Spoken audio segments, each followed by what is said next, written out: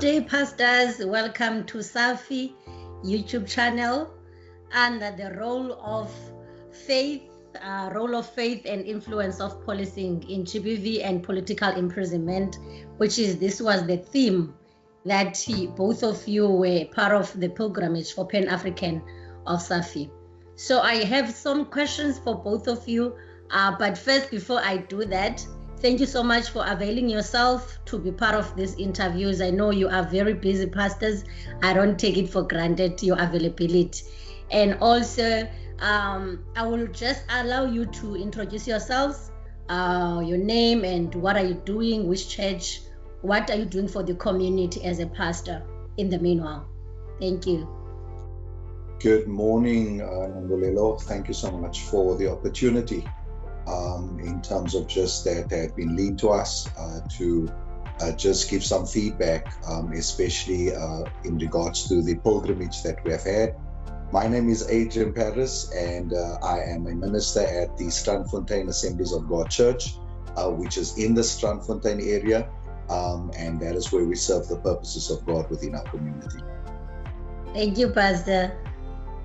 And I'm Natasha, and I am the Associate Minister at Strandfontein Assemblies of God in the Strandfontein area. And also just serving the needs of the community in whatever shape or form that it comes. But yeah, the social needs of the community, tending to that. That's in a nutshell. Thank you so much, Pastor Natasha. My question is going to be in both of you. How was the Pan-African experience to both of you as you were from, I think you were there from the 2nd of December till the 6th. So how was the experience? The experience for me personally was a very rich experience, also a very reflective one, I must say. I think the opportunity given, it caused me again to feel like I am a tourist in my city. I think that we live in the city, and a number of the sites that we had the privilege to visit, I have visited before, but I think it was very enriching and also just very, very fresh and again to gaze a new perspective on certain sites, especially for me personally, was a blessing. Yeah, for me as well, the experience was very enlightening, I must say, because even as in echoing what Pastor Adrian is saying, that we felt like tourists in our own city because, we live here and we're not exposed. We don't make the time really to go and visit these sites. And that's why I'm really grateful to SAFFI for creating this opportunity. I think especially day one with the referral pathway and going to the different sites was very helpful, and engaging with the police as well. On the ground, being on the ground and just seeing what takes place, even leading up to Mosaic as well, and just learning more about what they do, gave greater insight for me personally in even the resources that are available when we are dealing with these type of cases. And so I think the referral pathway was really a highlight for me. Also at the court, and to see what takes place and what is available. I think even with us living in Mitchell's Plain, they said that there was the pilot project of even the forms being online, which no one is even aware of that, and they said they won't make it known to the community because otherwise there's an influx. And so having this information at hand is really helpful because, when something happens and you have to go sit in a line, it's unpleasant. And so just hearing certain things that we were not aware of, I think it's really going to help us in our referral with gender-based violence cases. So, and I think also the Robben Island was a huge highlight for me as well, because I have never been there, and so it was a first for me. Even the slave lodge, many things there, and like I'm saying, I'm from here. I wasn't even aware when I walked into one of the into the setting. I saw the different surnames, and you know how they were named, how people were named according to the month that they arrived here. And so that was really shocking and stunning for me, just understanding, you know, where we come from and the impact on our community. And it really helps us really when we now deal with our community, understanding, you know, we're dealing with alcohol addictions and different addictions, and just even going back to our enslavement and what has happened, and now with sitting with the consequences. So it gives us really the depth of getting to the root of things, and even our understanding of our community and how we deal with that. Thank you so much, Pastor. So what would you say that, what are the challenges that you encounter when you're addressing GBV? Maybe let's say that in Strandfontein, also in the country as leaders. I would say, I think with my experience, you know, and like the referral pathway was amazing. And I wish things could just happen as smoothly as they have portrayed it on the day. But there is a reality on the ground that we experience. And so, for instance, when we had a case where we needed to deal with someone being assaulted, when the person was referred to the hospital, and the encounter there was not pleasant, because they refused to, and the person, she was 6 months pregnant, but there was a refusal to even do a scan, and the person was in such distress. And so the challenge of the system at times, I think as late as yesterday, someone contacted me and said, you know what, we just had a case, we sent the person to court, the court said we can't see you today. They sent her back with a form. Yesterday she was able to go back again, but you know what, the police actually insisted and took her back to the court and said, you need to see to this person, don't just send her back with a form. So there's certain glitches in the system, you know, that we are dealing with, and it's very difficult, you know, when you're faced with the circumstances, because it's a high stress environment and what the person is going through. And so I think just those are the things for me with the challenges that the justice system at times fails in. And yeah, and it sometimes feels like we're helpless. I needed to just encourage the person to say, you know what, it's not everyone, it's not the entire system. At times you have people that just treat you like a number, and based on how the day is going for them, that they just turn you back. I mean, in those circumstances, it's unacceptable. But really calling them to book and not allowing, you know, these things just to be, not just settling for how things are being handed to us. And so really challenging the system and calling them in alignment with what it needs to be. So that for me personally, just is some of the challenges that we experience. Yeah, thank you so much. Do you want to add, Pastor Adrian, anything on this? I think for me, just obviously in our lived experience, which for me is very very current, especially in the area with our acquaintance, and again, thank you to SAFFI for having introduced us to an institution such as the Tutuzela Center, which is an incredible place that I think aims at preventing secondary trauma. And so for me, just in the light of the system, it's very difficult to blanket it, and you're going to have an individual that are going to be assisted and are going to have a phenomenal, if one can even put that word in there, just in the area of how the person had been assisted and how the person had been aided, and even how restoration had been brought about to the individual's humanity. And then you are going to also have the flip side of that, where, like Natasha had mentioned, depending probably on how the day is going with how people are then being served. But I believe also that we are at a very pinnacle place in that way. Gender-based violence can no longer be ignored. And where I believe that our current call and our current aim even more so is speaking to the necessary A lot of things are at its infant state, like for instance with Mitchell's plane being used as a pilot. And so I believe that they're working through the nuts and the bolts, and the online system is greatly dependent probably on accessibility to networks. And so we are going to have potential glitches in that regard, which is going to be beyond our control. But I think also then going to the baseline where individuals, if it does not work on sort of the online platform, that we don't just sort of end there and throw out the baby with the water, but then making the necessary and going to the necessary referral pathways. I think also the information, one of maybe the potential concerns for me is that we are not wanting to get the information out with the fear of an influx.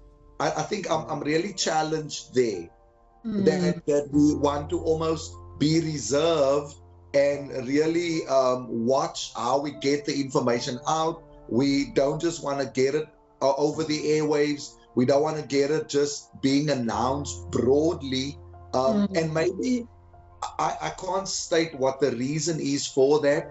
Is it just basically that we want to first get ourselves positioned, want to get ourselves ready? Yeah, but I'm saying the need is great, and we've seen it with the number of cases that are being reported, but then also now having the necessary in place and trusting the Lord actually to give us the wisdom to build an infrastructure that will serve our people. We obviously want the influx to lessen.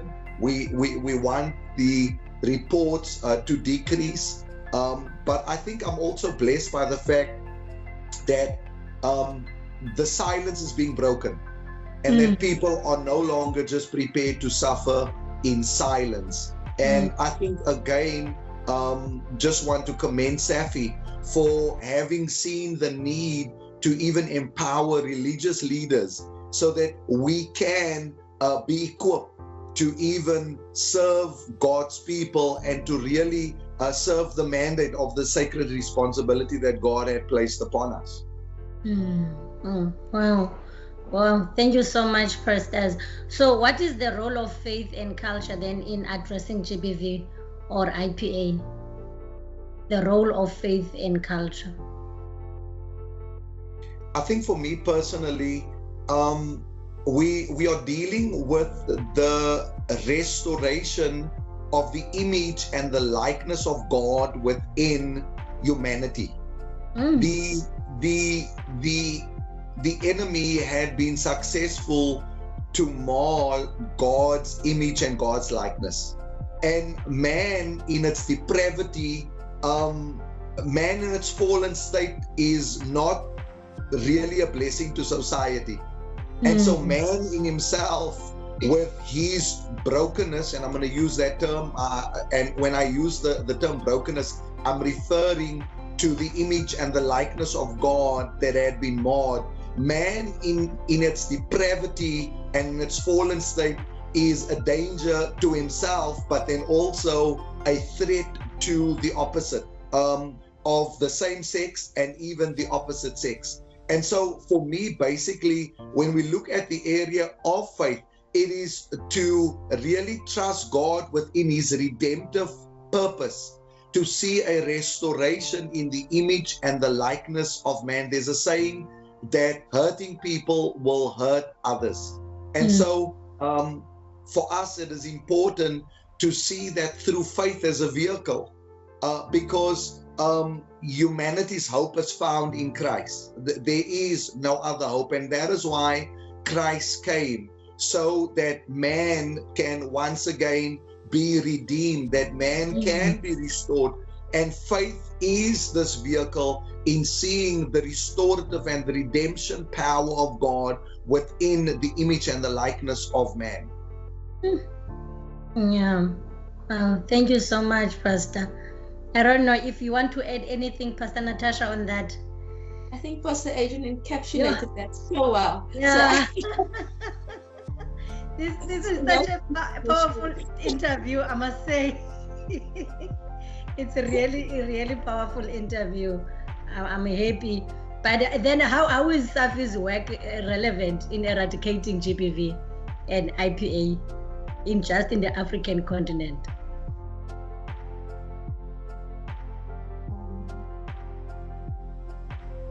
I would say, and like again, in our context, it's been with SAFFI coming onto our path, it's been such a blessing because even as I mentioned earlier, just bringing the awareness. I've never really given it thought, especially even just in a church context, in how we preach from the front.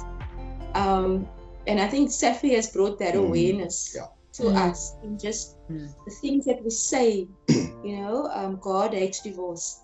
Yeah. But I think what SAFFI has done for us is bringing the awareness of gender-based violence and how we minister from the front, what we say, so that we don't cause people who are in those situations to feel more bound and to bind them more into relationships that is really harming them because God hates divorce. So I think for me that has been such a blessing, and to have a filter, with that in how do we relay things from the pulpit, being aware and really covering all bases when we do present something, even for those situations, so that people don't feel and don't feel stuck because of the religious system that we have put onto them, and this is how it should be. And so I think in that one way, and also the awareness of, like I said, the different aspects of what needs to take place. Before we really didn't know, and we felt stuck. I mean, it was really in situations where it's life and death, and SAFFI has come to our aid in showing us this is what needs to happen, this is to your avail, so that we can ensure the safety of people, and just doing what we can, because it's amazing how people even look to us. And if we don't have the information, if we don't know, it's just, you can feel so helpless. And one day I just called SAFFI and was like, help me, because I don't know. I was in high stress mode because of the situation, 2 lives at stake. And I think just SAFFI's help coming in and really enlightening us, giving us the necessary tools and information, just empowers us so much more.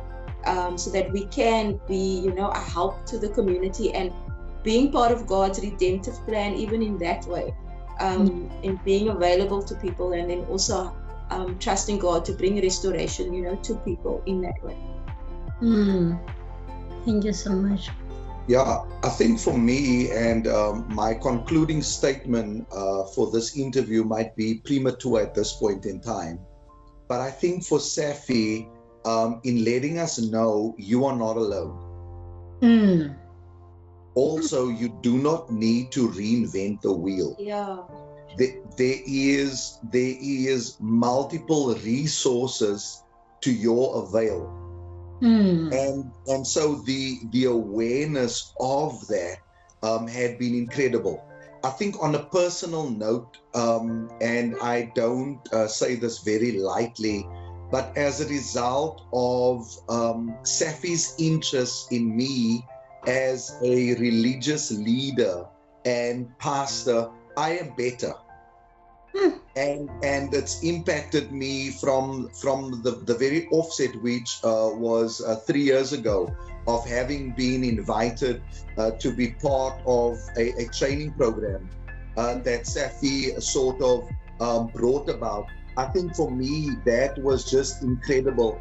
It went as far as even impacting my language, in how I would speak to people, in how I would be mindful of their circumstance and where they find themselves, and not just assume because I can that it is my right, but being mindful of my audience, being mindful of how I even engage with the opposite sex, being mindful of how I even interact with my wife, of how I would present my wife. So for me, that really had been a tremendous blessing and a resource within my own life personally.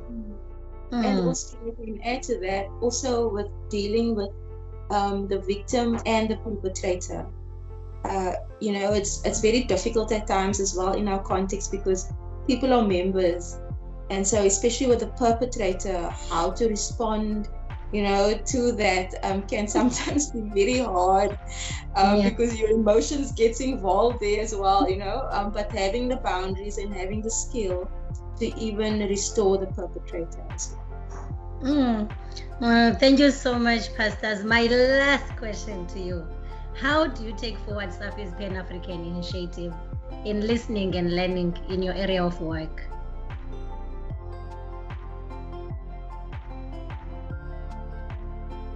I think for me, just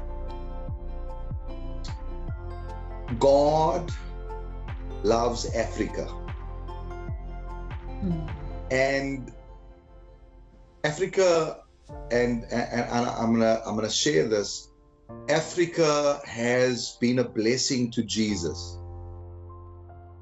And I almost want to believe, therefore, and I know he's mindful of every other nation.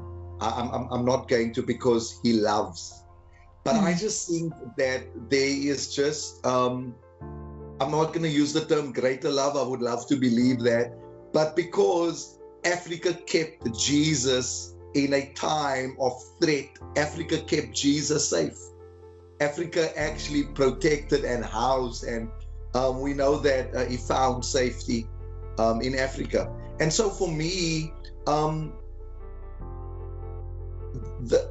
especially in relation to the Pan-African initiative, I think when we were at the Slave Lodge, really to see the map and to see West Africa and the connection that it has with South Africa, that really for me resonated extremely well.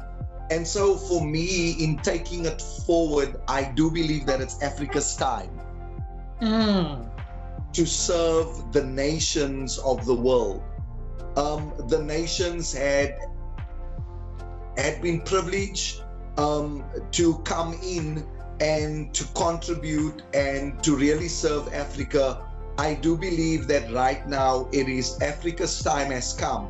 And even more specifically, I think with the significance of Cape Town, because it had been spoken that the fire will move from Cape to Cairo. And so it is to know, for me, surprise that the Lord had given us the privilege to even host the Pan-African Conference within Cape Town. And that individuals gets impacted from this point, and even more so are able to take the balm of Gilead to the rest of not just African nations, but even the rest of the world. And so I just know that the Lord had seen it fit to strategically use SAFFI in this 16 days and even beyond, because for us it doesn't just stay with 16 days.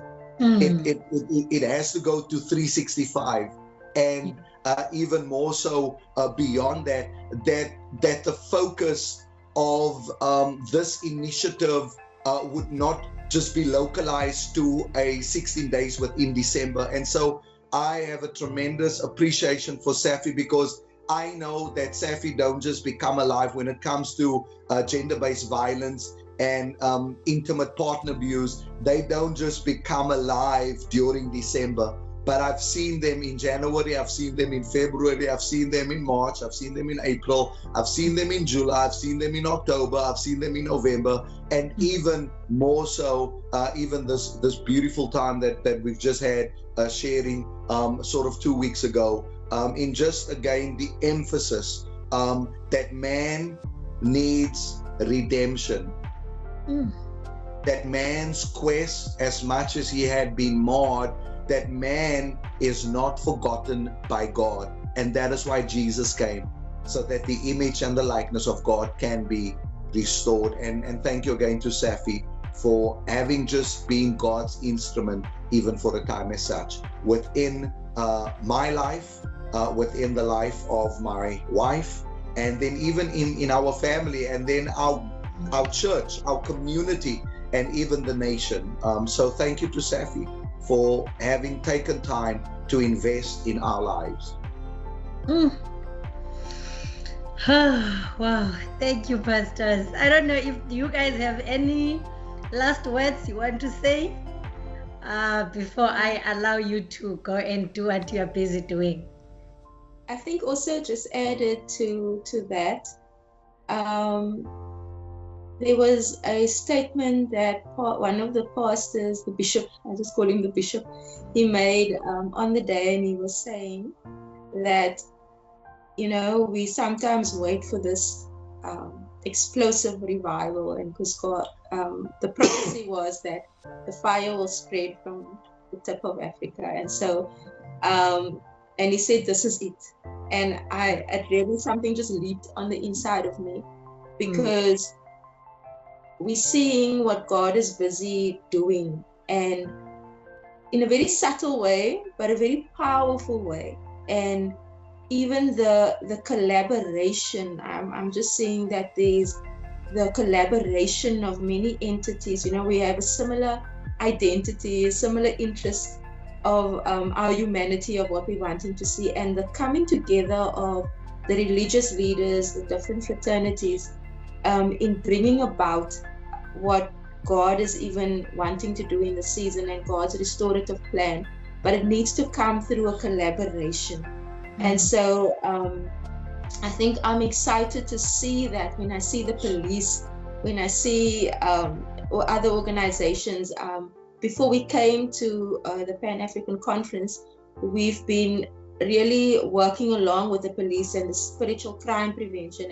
And it was really just something there, you know, in the corner, and it's there. But when I came to the Pan-African Conference and I saw, okay, this is actually, and it was amazing to see even the faith of the police, you know, and they opened up in prayer and the scriptures, and I was like, wow.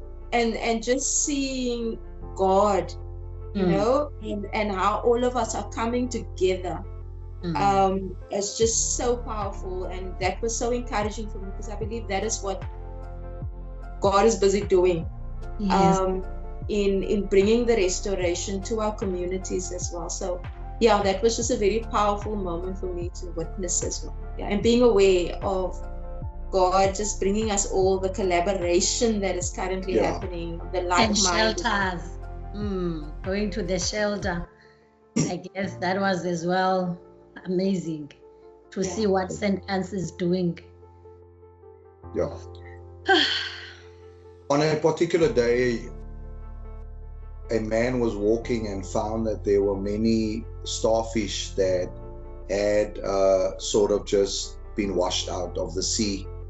And he had a friend along with him, and then he started taking one and he threw it back in the water. He took a second one and he threw it back in the water. And his friend asked him, as he was picking up the third one, to what avail will this be a benefit? Look at the thousands that had washed out. And as he threw in the third one, he said, well, it makes a difference in that one's life as well. And so to SAFFI, your contribution is invaluable.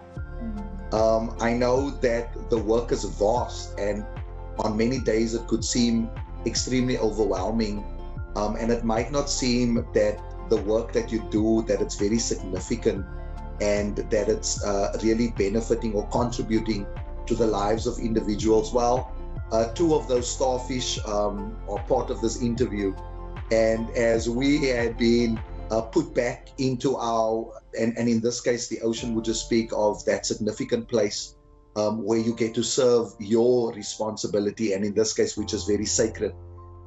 Thank you for having taken the time to pick us up and putting us into the place where we are able to serve God's purpose through faith, and just bring about the necessary. Continue to serve God's purposes.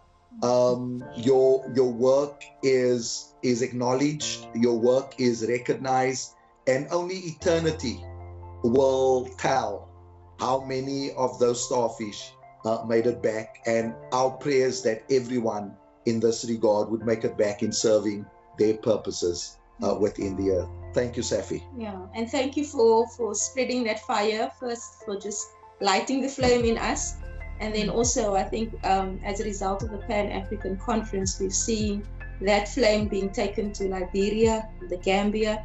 I think they've seen what Cape Town is currently doing here and wanting to implement it there. And so we're already seeing that torch going, that fire being carried there and being lit in those countries. So thank you so much for that. To Dr. Elizabeth and the team, continue to do the work that he has laid upon you.